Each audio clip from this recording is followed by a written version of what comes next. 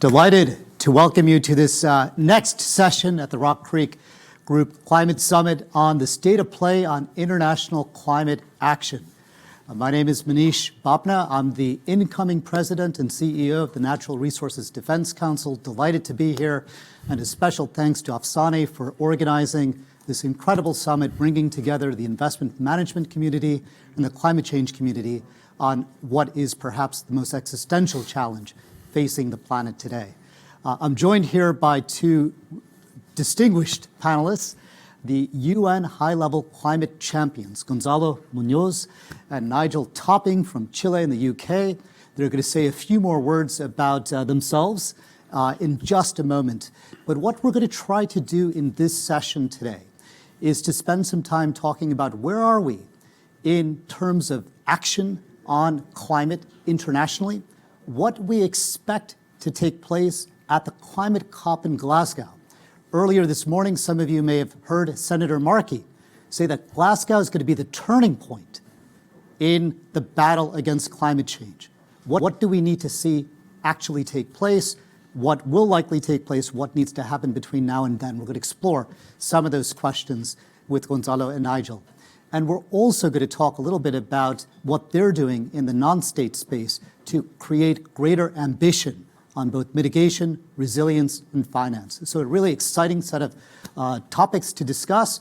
We're going to engage in a little bit of a conversation, but we're going to open this up to all of you in the audience for about 15 minutes towards the end of the session. So please type in your questions, or we'll call on you so we can actually hear from you directly. So very excited about that. But let's start a little bit to get to know our two high-level climate champions. What an exciting title to have on your business card. But Gonzalo, tell us a little bit about yourself. You know, you started in the private sector, worked in replicating a business across Latin America, your story to become a climate champion, what you aspire to achieve. Well, first, thanks so much, Manish, and thanks to RockCreek for the opportunity on being together. This is very unusual. I would say this is the first time we share a panel together, physically, since at least February 2020. When we started working together. Right. So this is very unusual, and therefore we're really, really enjoying it. In that sense, I'm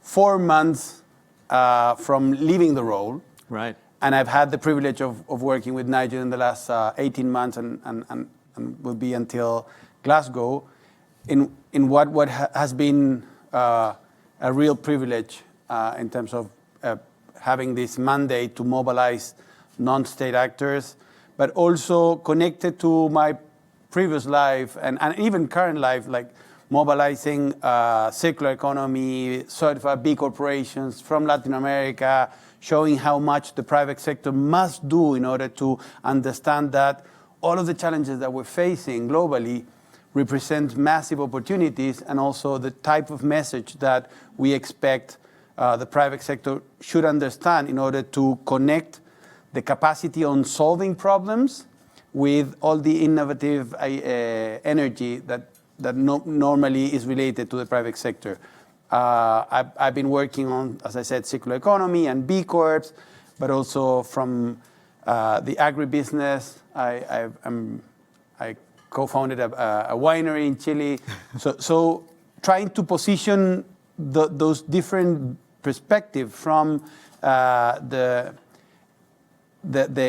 I said, not only the business sector, but also the entrepreneurial spirit into the role that the UN has given us has been fantastic. And we've seen that there's so much also to bring in terms of innovation into the UN system.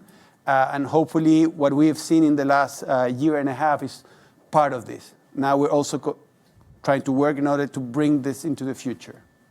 So this idea of how to inject kind of creativity, entrepreneurship into what, you know, the climate negotiations, the global climate space, incredibly important to unleash that innovation, how you move from, you know, low growth, low efficient to high growth, high efficient economy, a very important question. But you, just to probe a little bit more, you are widely perceived as an undying optimist. How do you stay optimistic in this pretty challenging moment around climate action? Well, first acknowledging that we're not doing enough. Okay, first start from the realistic understanding that we're facing, in many ways, a global crisis, not only related to climate, related to the health situation that COVID and the pandemic is confronting us. And in that sense, we also understand that there are so many things that have moved very fast, even in these years in which the crisis has expressed itself very dramatically. So I would say I recognize myself as a realistic optimistic. Like, of course, based on the acknowledging that the size of the crisis and of course that we're not doing enough, I kind of understand that the climate crisis is absolutely something that we will solve. Mm-hmm. It's just a matter of how much suffering we will be able to tolerate. Right.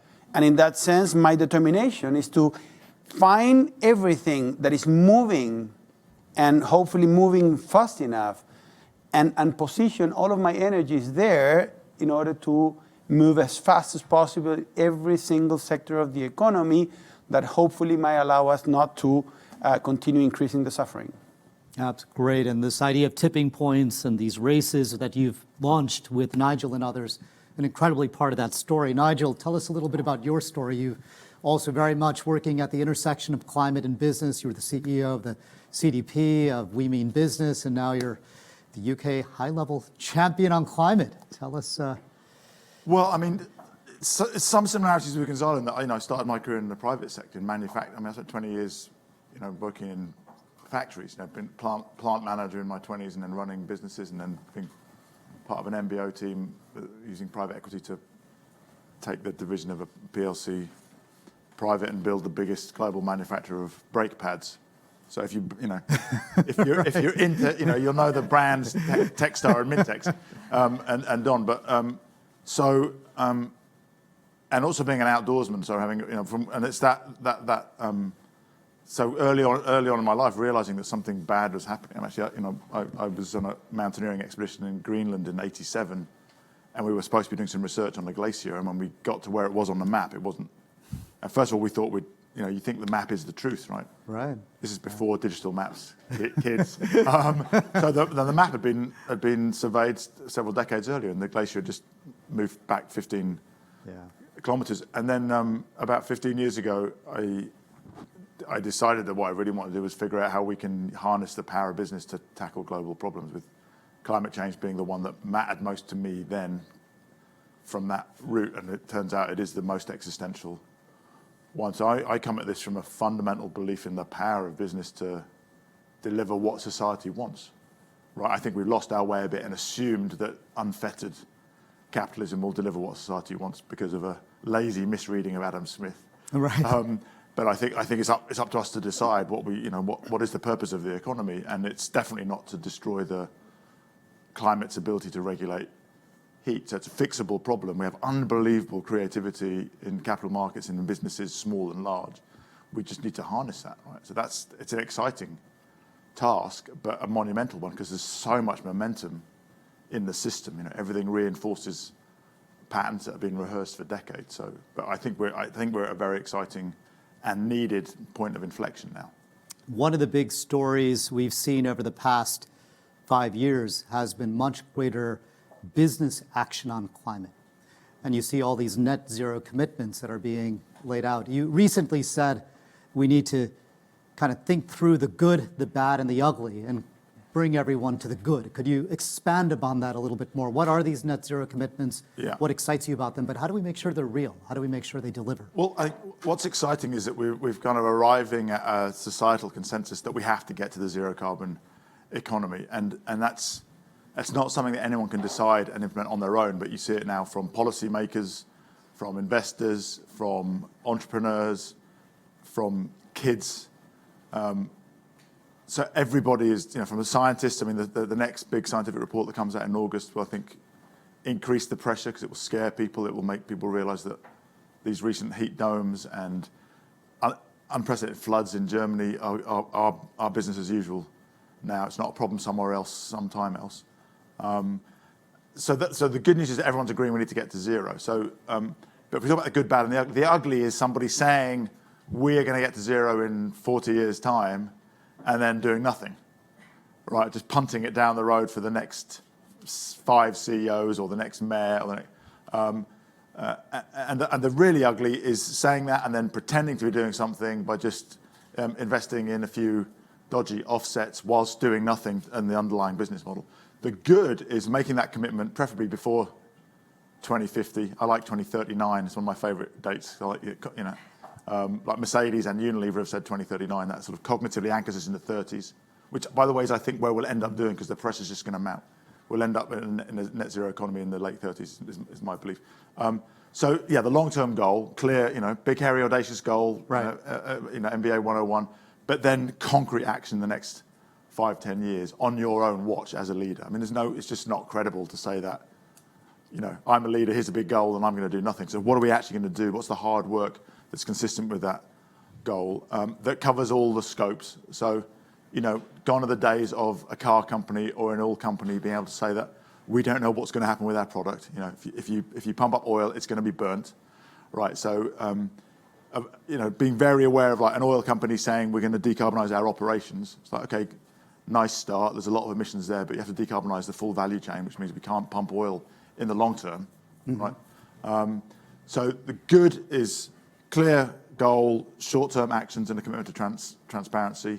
The ugly is BS, right? Greenwashing, and then the bad might be cutting some of the corners, like maybe doing some of the hard work, but over relying on offsets. It might be focusing on operations, not the full value chain. So maybe good, must do better rather than basically fraudulent. So three things that we're looking at as we think about business action on climate. One, the long-term goal, kind of net zero 2050, but you're saying 2039, how you translate that into short-term targets, but then how you also put in place the detailed action plan, the implementation to deliver that's credible, high integrity. And the good thing is now that in every sector we have someone who's committed to 2050, often 2040, right? Or even earlier. So the first thing is, like a credible actor, right? And in every sector we have a roadmap, right? I mean, I sat on the Energy Transitions Commission for several years, and we published the Mission Possible report, and so we know on shipping. We used to call these hard to abate sectors. They're just innovation challenges. They're not. Calling them hard to abate is a kind of an excuse. They're like, they have to be abated, and they're becoming exciting. Like steel and cement have been kind of boring industries. Cement's they're 1,000-year-old industries, right? No one's ever thought, which is the most innovative industry in the world. Right. Cement and steel were not on the top 10, right. but those leading companies there are now starting to invest billions in radical innovation, right? So just in the last few months, we've been hearing billions going into green steel plants. Right. 2 years ago, people were like, that's just too difficult. They're arguing about why it's hard to abate and you need everyone else to change. I think now everyone's embracing it and it becomes a real driver of innovation. Even themselves are starting to call themselves not the hard to abate sector, but the possible to abate sectors. Yeah. Right, and that change in the narrative is really important because that starts mobilizing the innovation and the capacity that is in and soon they'll be calling themselves the exciting to abate or the profitable to abate. If you look at some of these green steel plants, before they even built the plant, they're selling the green steel at a premium, right? Because you've got vehicle manufacturers committing to zero carbon cars, not just electric vehicles, but that means the steel's got to be zero carbon, the plastic's got to be zero carbon, the rubber's got to be zero carbon, so that you've already got demand signals for zero carbon steel. So people who are able to commit to producing it are already getting a premium, right? So it's very interesting market dynamic that's kicking in now that I think is going to mean things happen much faster than we thought they would. As UN climate champions, part of your mandate is to mobilize greater ambition from non-state actors, and we're talking a little bit about that in these industries. But you've also launched this Race to Zero platform. I'm wondering if you could say a few words about what this platform is, what excites you about it, and what you see as the main opportunity and challenges over the coming months. Well, I would say that there are several elements, but I would like to highlight at least two of them. One is the importance of every single sector, but even every stakeholder in the world to follow science.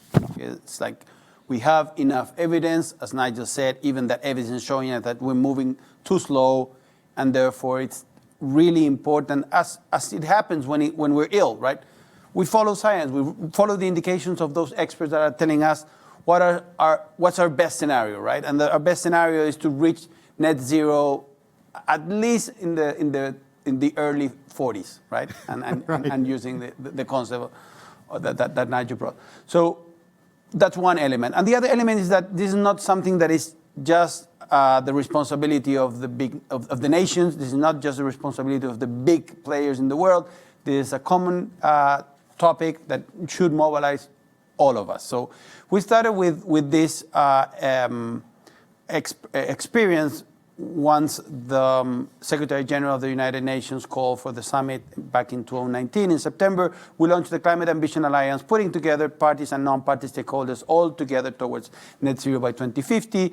The Climate Ambition Alliance grew to Madrid in a way that showed that there was a possibility. And then with Nigel, we decided to bring all non-state actors, that's our role.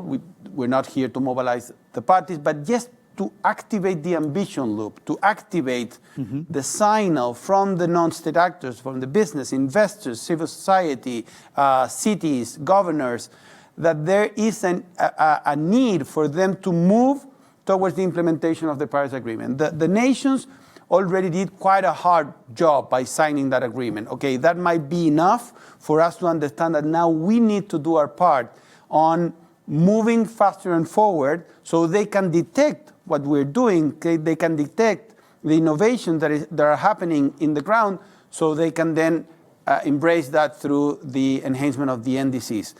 The Race to Zero campaign that we launched back in June last year has grown quite substantively, even in the midst of the pandemic, more than duplicating the numbers in even the last months of this year.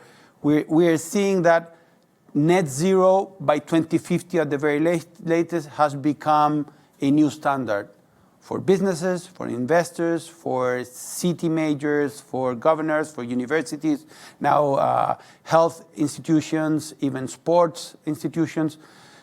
The objective inside of it is to reach net zero, of course, with concepts of equality, of concepts of just transition embedded, and also to understand that net zero is an interim goal towards regeneration. So there are very clear mechanisms in which companies or investors should be working towards reaching net zero, but considering that most of the credibility of those commitments will be related to what you are planning and doing now. It's about the next 5, no more than 10 years, right, in which we have to change the trajectory and start then planning how we're going to regenerate the capacity of the ecosystems. All of that is embedded into net zero, into Race to Zero, and hoping that from now to Glasgow, we will see how this becomes a new norm. And then it's all about not only the pledging, but the planning, proceeding, and publishing that is embedded into the criteria. And then today we added a new P. It's about also public policy. So how do you also integrate that into advocacy? How do we all move from climate change to system change? Right. So this really incredible momentum around the race to zero. Which sectors, which coalitions do you feel are demonstrating the greatest energy in this race? And a particularly key sector we know is finance. And there's been a lot that's happened. Could you say a little bit more about what's happened in particular on the finance sector? Well, as so often, finance was a bit late to the table, but it's piling in really hard now. So, what we launched just in March with Mark Carney, what we call the Glasgow Financial Alliance for Net Zero, which pulls together all of the different finance sector Race to Zero coalitions. So the Net Zero Asset Owners, who launched first in, I think, September 2019.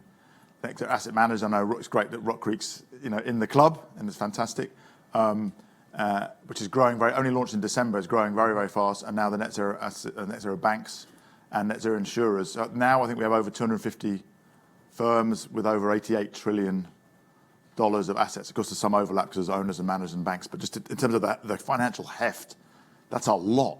Yeah. Right. And I think it's been, and all of them have committed to their portfolios or their balance sheets being net zero by 2050. Some of them, like I'm trying to think, Aviva and Generation Investment Management 2040. But all committed to the short-term plans that Gonzalo's talked about, and you know, many of them already very much engaging with that transition. I think that 88 trillion and growing signal is one of the most important signals in this whole international climate business and policy space in this crucial year. I mean, it's impossible to ignore, right? $88 trillion. Yeah. Now, of course, a lot of those firms have got to operationalize the short-term plans now. So they've made the commitment, now they're operationalizing it. But that's coming, and they'll be transparent about that, and they'll be held accountable. I mean, we were just talking earlier, many of the banks, of course, themselves are listed companies, so the asset managers and the asset owners will be holding the banks accountable to their plans. So I think the finance community's really come in very, very strongly this year. There are some other sectors. I mean, you know, there's I think relatively mature sectors like power and vehicles like ground transport. That's happening, right? Those have gone exponential. I think the really interesting sectors are the ones where we've got to really accelerate the innovation. So green hydrogen, shipping, aviation, protein. Right, where this is going to be the decade of getting down the cost curve so that we can really ramp up the volume in the 2030s. Yeah, and it's such a timely day to be talking about this race, because I'm sure you know 52 years ago on this day, another race was concluded when Buzz Aldrin and Neil Armstrong stepped on the moon on this actual day. So a timely conversation for the race. Let's take But it's really important. One of the things we talk about a lot is setting the exponential goals with that kind of moonshot spirit. Excuse the slip there. Because exactly what you find is quite often either an engineering or a civil servant mindset that says we can only commit to a goal that we know we can achieve. Well, of course, what Kennedy did was he said, no, we're going to do it. Right, and I don't care if you guys in MIT say we don't even have the mathematics to calculate the orbital trajectories, just figure it out, we're going to do it. And so I think that's the kind of leadership that we need now, saying we have to do this, and let's back ourselves as engineers, as innovators, as financiers for figuring out the solutions. So any target that we know how to achieve is not ambitious enough. And that gets back to your earlier point about that unleashing that innovation and creativity for those bold targets. Let's take a step back. Another big thing that's going to happen, and we've been talking a lot about business action, finance sector, non-state, Glasgow, first half of November. What do we need to actually happen in Glasgow for it to truly be the turning point that Senator Markey spoke about earlier today? And what do we need to see between now and then to make the Glasgow package, the Glasgow COP, a success? Well, you can imagine that there's many things that some of them are not necessarily on our plate, right? And we understand that there are many aspects that are related to how do we reinforce the multilateralism? How do we make the parties reach certain agreements? And in our role, we are here to support that, and in that sense, bring all of the commitments from the non-party stakeholders that yes, race to zero or net zero by 2050 is not only possible, now it's inevitable. And we have to show how much of that is happening in the ground, how many companies, how many investors, how many cities are already moving towards the implementation of the Paris Agreement. And we see that happening, okay? We see that that's not only absolutely possible, we kind of understand that Glasgow will set a tipping point in terms of net zero becoming a new norm. But then there's also an aspect around solidarity.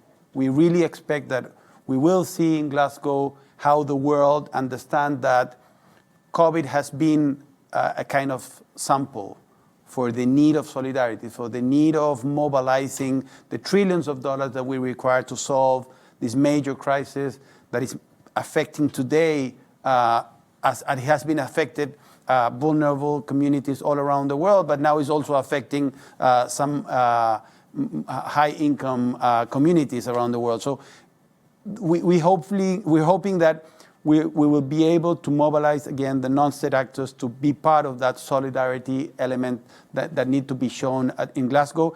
And then there's another element that is related to how do we frame the future. As we say, like, we are talking about a major system change that needs to not only be related to how the politicians and the political leaders of the world understand their own role and how the politics are changing around the world. Also, how do we manage other stakeholders? How do we really embrace the new multilateralism that the Secretary General is talking about? We see a great opportunity there and hoping that Glasgow will also be a tipping point in terms of showing some part of that trajectory. So keeping kind of 1.5 alive, so a strong mitigation point, the impact, the adaptation, loss and damage story, this issue of finance and how we ensure that developing countries get access to adequate finance, an important part of that, particularly in a post-COVID environment, and then the real structural changes we need to see in the economy. Are we going to get there? Well, I think you can tell from the way that Gonzalo and I speak about the race to zero and the momentum we're seeing in the real economy and these sort of exponential changes in sector after sector, that I think we can be increasingly confident that the world's embraced the desirability, the inevitability, the possibility, and the momentum towards these net zero goals. I think the much bigger question is the question of solidarity, and I think that at its best, the multilateral system sort of transcends individual interest. But this is a proof point, right? And I think you have to be honest and say, at the moment, the world hasn't got the response to COVID right. I mean, we're not investing. We're talking about massive downside in terms of macroeconomics for relatively small upfront investment. And so that's the real test, is that can we actually think, and I think that the analogy sometimes made with the Marshall Plan, the Marshall Plan was about security and about competitiveness, like building markets. If we get this transition wrong, we will have massive security challenges, which have huge economic impacts, and we will have a drawing up of trade drawbridges, which will mean a shrinking of the global economy. That Swiss Re recently estimated that we could see an 18% smaller global economy by 2050 than possible if we manage this transition. So that question of whether we do this together or think that we can somehow do it alone is still very much up for grabs in Glasgow. And so very much they're seeing a lot of progress on the mitigation side, but this point about equity and solidarity between countries, within countries, critically important to get right, and even more in relief in this post-COVID environment, where we're seeing, if anything, those structural inequalities revealed even more starkly. And remember, it's not post-COVID in many countries in the world, because we haven't got a global vaccine plan. Exactly, it remains very incredibly exciting conversation. Let's engage the audience. So I'm wondering if we could see if we have some questions from all of you, and I think we will either ask you to say them out loud if we can, otherwise we'll read them for you. So thank you. We've had a number of good questions from the audience, and we'll try to get to as many as we can. Please keep them coming. This question is for the entire panel. Will or should carbon prices for fossil fuel emissions differ from forestry and food or ag regulated emissions? And if so, is there a time when these would converge? There are many ways of internalizing the externality of economic damage from CO2 emissions. I tend to think that the idea of a Pigouvian international price on carbon is an academic economist's unrealistic dream, and it'll be much more of a hodgepodge. I mean, if you look, in some sectors, a carbon price isn't the most effective policy measure, right? We know in the automotive sector, for example, there's a net present value of buying a less fuel efficient, a more fuel efficient car now, but people don't. They buy big gas guzzling SUVs. So even a $50 a ton price on carbon would only add $100 a year to the cost of running a mid-sized family car. So it's not an economically, so you need fuel efficiency standards.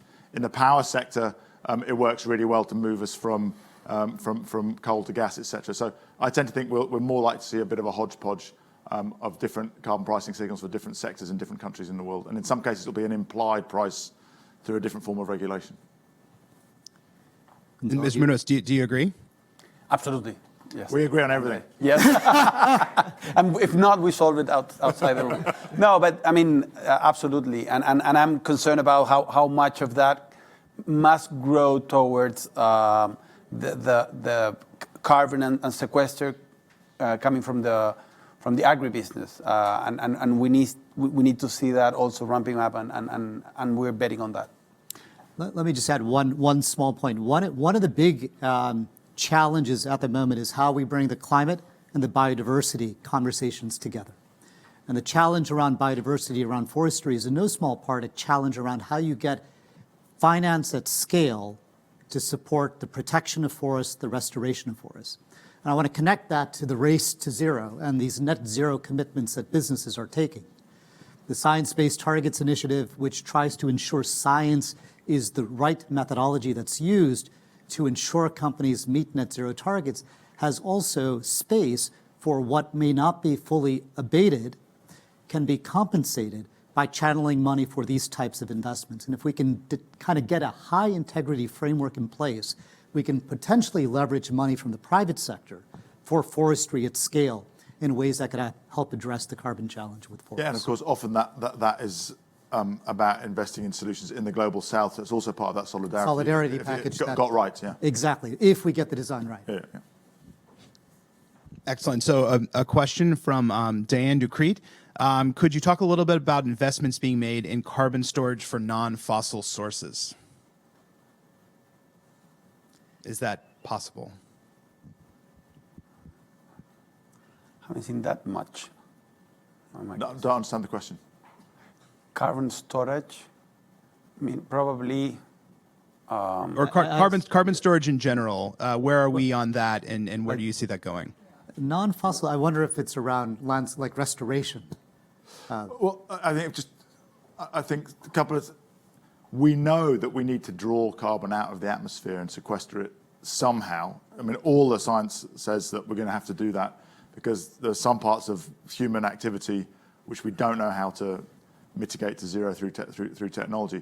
And so the challenge is that it's been the carbon capture has been used to close out models in an overly optimistic way for years, and it has been used to cover up inactivity in other areas. So it's got a bad rap in terms of people believing in it, because frankly, the oil and gas sector said all we need to do is carbon capture and storage for 3 decades without investing almost anything apart from a little bit in enhanced oil recovery. So we need it. We are starting to see some investment in it, but if you look at the kind of figures, even in the IEA scenario of like 8 gigatons by 2050, that's 2 orders of magnitude ramping up from where we're at now with nothing like the momentum. So we need to see a lot more investment. It's likely to be, I would expect to see something in the States from the DOE like they've done on hydrogen around a big kind of push for getting the cost down on carbon capture. So we need it. We need it, both natural carbon capture and mechanical carbon capture, but we're definitely not seeing enough momentum at the moment. Yeah, I thought that maybe the question was about geological mechanisms for sequestering carbon in the depth. Where are we on geological mechanisms or agriculture? That's what I was referring to. I haven't seen enough. I've read some about what is happening in certain calcareum structures, but I would love to learn much more about it. In this moment, I think that we need to do a big effort on embracing nature-based solutions as we know them, and that's the kind of. It's a technology that has been there and that we recognize. We have the metrics and we have the need, and also has a very concrete connection with the communities that live there. So I mean, I would encourage the system to first analyze how much we need to increase our capacity on restoring ecosystem, and then of course there's a secondary path around both technological capture and sequestration and usage, and then geological. Manish, anything to add? Very briefly, it's net zero. We need that to be as close to zero as possible, but there will be some residual emissions in the long term. Those residual emissions need to be sequestered, carbon dioxide removal. There are both technological and natural responses to carbon dioxide removal. My view is we need all of the above. given the scale of the challenge. We need a lot more financing to go across the board, whether it's around landscape restoration, storing carbon in trees, or whether it's direct air capture, sucking carbon out of the atmosphere and sequestering it in geological formations. But getting adequate financing for what we're going to need in the 2040s, absolutely critical. So in the last presidential election, Pete Buttigieg, one of our candidates who's now our transportation secretary, was fond of saying that he wants to see the farm in Iowa become as much of the climate and environment symbol as the Prius in California is now. Is that a vision we could see potentially in the future? Sure, and the farmers in sub-Saharan Africa. Yes, and the farmers in China.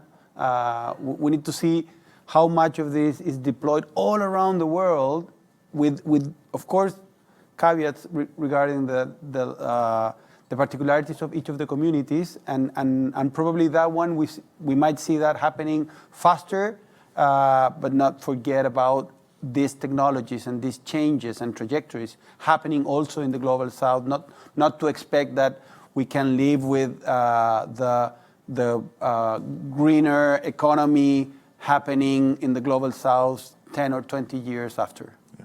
And I'll tell you that there's some really interesting work from the US Farmers and Ranchers Alliance about the need to put farmers at the heart of this, right? I mean, farmers are the stewards of the soil, and what we've done collectively is we've forced farmers just to produce cheap food. So they'll do what we force them to. It's a systemic decision, right? If we decide that we want farmers to produce good, healthy food and sequester carbon, they'll do that, right? So it's about changing the policy and the economic signals, and I have no doubt they'll deliver. I mean, most farmers inherit their farms over generations, right? So they're natural stewards of the long term, but they will respond to the policy and economic signals that we send them. And if we say produce cheap food with no thought for the future of the soil, then that's what they've had to do to survive. So I think we need to put farmers as stewards of the future back at the heart of our food and agricultural system. So I think we have a follow-up question from RockCreek Senior Advisor Dr. Laura Tyson. So it's a little bit to say, you've mentioned policy. So you've focused on something really important. Well, everything you've said is important and wonderful and optimistic, realism. It's just fantastic. Talking about the sequester challenge. So we're not going to get, that is a big challenge, and we're not going to solve this problem without that. And technologically speaking, I don't think we're there. I don't know, but I would ask you, I don't think we're there.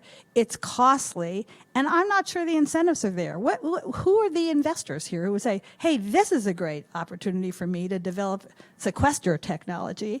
The sequester technology by itself might be quite expensive, and it might add to the cost of those who are being asked to sequester. So I guess I'm ultimately coming to the question of what are the public policy mechanisms that we need to encourage investment in this very important part of the space, which I don't see the private market incentives in right now. Well, if I can start by referring to what Nigel just mentioned, we have to shift our food system from one that is creating the problem to one that is solving the problem.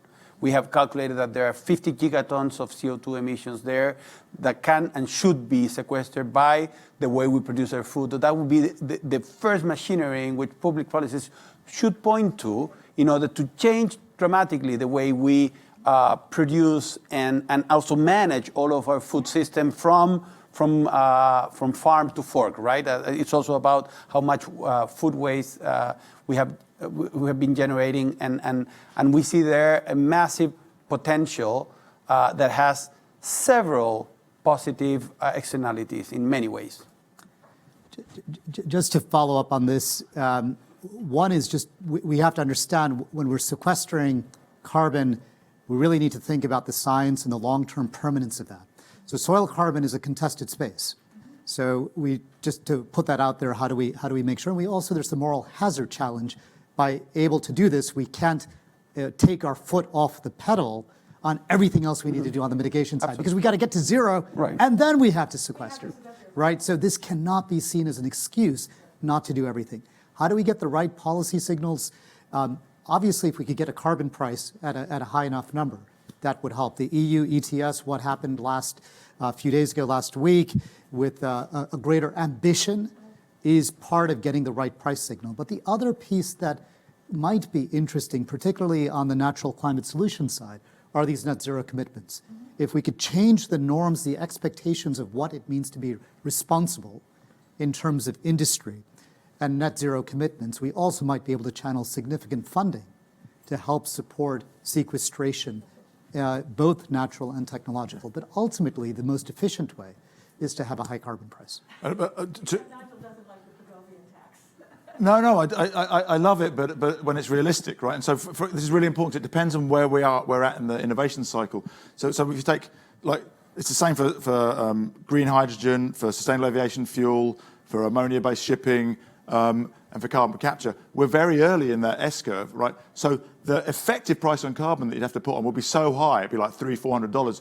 That's just not politically acceptable. So you need different policy measures, like the $1 green hydrogen Earthshot, or like R&D tax incentives, or like kind of first government support for the early projects when the cost is still high. So we're seeing this, and you see we're in the middle of this now. We're towards the end of this transition now in EVs, where within a few years we know that electric vehicles will be cheaper to buy as well as to run. But right now there's still a bit of a need for government support in terms of fiscal support to keep going up the volume S-curve, in terms of infrastructure support, and in terms of some of the retooling. But within 5 years we won't need that. The market will be there. But the market will not cross the valley of death on its own, right? So we need different kind of policy measures. And then once you get there, and eventually you won't need a price. The other thing is, I think that your point about it's an additional process which is going to add costs to everything. So I think the real holy grail will be carbon capture and use, where you can actually capture the carbon and turn it into a useful substrate which adds value instead of just adding cost. I think we have time for one more very, very, very quick question. Thank you all so much for such an informative discussion. You talked a lot about moving from talk to action, right, with the net zero pledge. How would you say you should incentivize businesses to not only pledge, but then give transparency and disclosure around the steps they're taking, so that you don't find out in 2040 or 2050 that nobody's really done as much as they should have, which could be a potential. Well, we're seeing part of that already happening, and it's great to be here with all of you is part of the expectations of those financial institutions joining Race to Zero. We have great examples both from the Net Zero Asset Owners Alliance and the Net Zero Asset Managers Initiative. Once those members join the race and set the right message, they can immediately align their portfolio. And we're seeing examples like the Ontario teachers joining Race to Zero, the Net Zero Asset Owners Alliance, back in December last year, and immediately receiving calls from utilities all around the global south needing to join Race to Zero, and immediately changing the way they manage their company. And that sends an immediate message through the Scope 3 to SMEs in the global south. And we're seeing Net Zero Asset Managers Initiative members in the global south also managing now their portfolios through ESG metrics, and mandating that those companies have to not only, again, measure their carbon footprint and use TCFD, but also start related to their own Scope 3. So we see the domino effect happening immediately, and through mechanisms that are already there, like TCFD. So that's the right type of example that we need to see all around the world. There's so much more to talk about, but we're unfortunately out of time. But before we close, I want just one final question. Tweet length response, if you can. The previous tweet length or the current? The current tweet length response. What are the one or two things? This is such a critical moment. These next 6 months and the run up to Glasgow this year. All around the world, what are the one or two things we got to stay focused on, got to get right? Gonzalo and then Nigel. I think if you believe in markets, you will commit to short-term action to put you on a path to zero now. And every individual company and investor and country needs to do that. It's because this is an inevitable transition. And if you don't commit to it, you're going to be so far behind the curve and you will not be able to catch up. These are not simple transitions. So if you believe in markets, you need to be on that curve now. I would say, adding to everything that we have spoken today, governance, the head of the organizations, the head of the companies, the head of the institutions need to change the mindset and connect to probably the other part of the spectrum, that is the young talent that is joining every organization, with the expectation that this must be in the center of the agenda, in the center of the business model, in the center of how we govern our institutions and how we move forward. Market transformation, leadership, and will, critical ingredients. This has been a stimulating conversation. Gonzalo, Nigel, thank you so much. A warm round of applause. And we look forward a huge debt of gratitude. These two gentlemen, what they've done over the past couple of years, what they're going to do over the next 6 months, so critical to inspire and keep 1.5 alive. So thank you. Thank you. Thanks so much, Manish. Take care. Thank you, everyone. Bye-bye.